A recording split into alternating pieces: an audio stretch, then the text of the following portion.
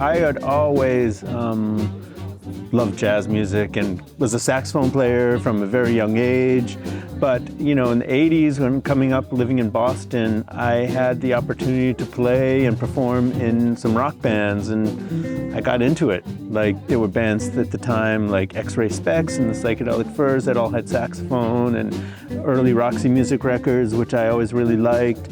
But more than that, I just liked the DIY scene that was happening. It was a local scene in Boston, and I think it was instrumental in just my attitude towards music, towards playing jazz music, playing soul music, was just, and running a record label was sort of came out of that punk rock era, you know, like just do it yourself and stay raw and keep the music true to what you want to do.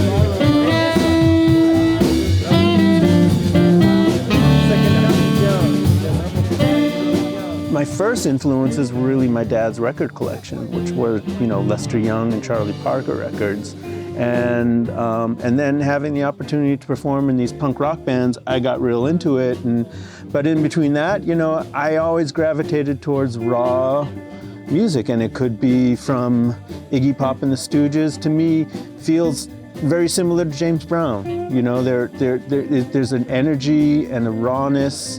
And that's why I loved, you know, at the time, you know, early, like these crazy raw funk records had that same vibe to me. You know, they were independent record labels, and it was always soulful, but it always has to be strong rhythmically. So, you know, the punk thing was, it's not like, I'm listening to a lot of soul music and funk music and jazz music, but again, there was something that was happening with these independent rock and punk bands that was exciting to me for the, you know, the rawness.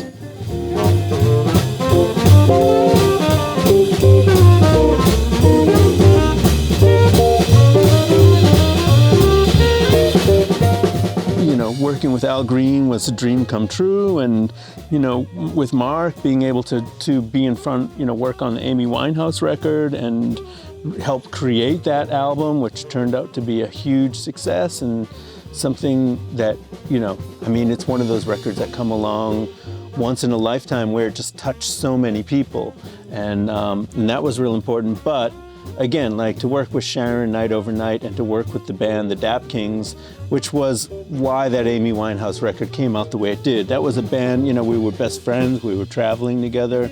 We started off in vans, listening to Impressions records and Fela records all together in the van, and then as we became more successful, we went into the bus, and then, you know, everyone puts their headphones on, and the sort of change in technology where everyone is listening to their own music instead of the experience of sharing. So I'm super grateful for those early years with the Dap-Kings. It felt like we were, you know, obviously as a retro soul band, we were in front of, but we were, you know, the first ones kind of doing that, and it felt bona fide, you know, and especially backing Sharon night over night. So that's the experience, if, you know, when on my last breath, you know, that's what I'm going to look back as being my musical contribution, and just those moments I'm so grateful for.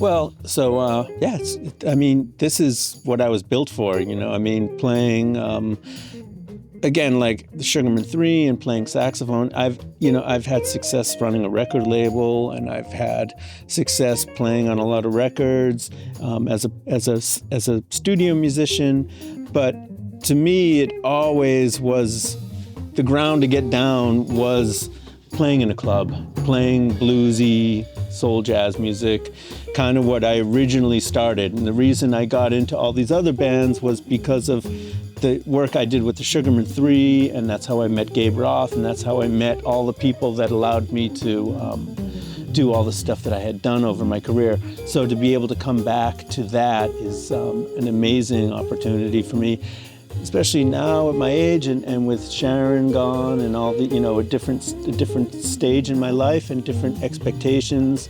it's Kasheme and Nick has given me an amazing platform for me to help express myself, and it's really not much different than what I would have done 20 years ago when I was playing these kinds of gigs more regularly. But it's great, you know, I'm living here in Zurich and I've met a bunch of great musicians, and it's cool to bring my experience, or not my experience, but my little corner of the world into this corner of the world, and playing with musicians that aren't necessarily from that world either, and just trying to find a place where we're all communicating and making music together, and it's working really well.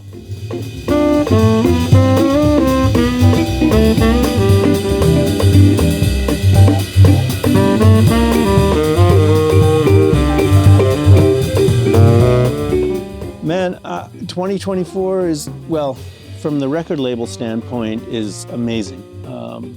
We have this catalog of amazing artists like Sharon Jones, Charles Bradley, Naomi Shelton, who all have left this earth, but we're able to leave an incredible body of music that we're gracefully and, just honored to be able to still bring to the world. And we're constantly talking about how to bring these artists to more ears, but then a whole new slew of young bands like The Sacred Souls, The Altons, Jalen and Gonda are just carrying that torch, and we're real proud to be able to be working with them. And all of those artists have new records coming into 24, so we're gonna stay super busy. And for me personally, I'm just still crazy about playing saxophone, like kind of more than ever. And having this gig here monthly has allowed me to really just think about that more. And I'm on this new tip where I'm kind of practicing more than I had since I've been in college, and just enjoying the whole experience, and meeting new people, playing in Zurich. And it was a drag because this is what I always wanted to do. And COVID kind of set me back a couple of years, and now it just feels like, it's starting to happen, and I'm super excited to continue to play more with these great musicians here.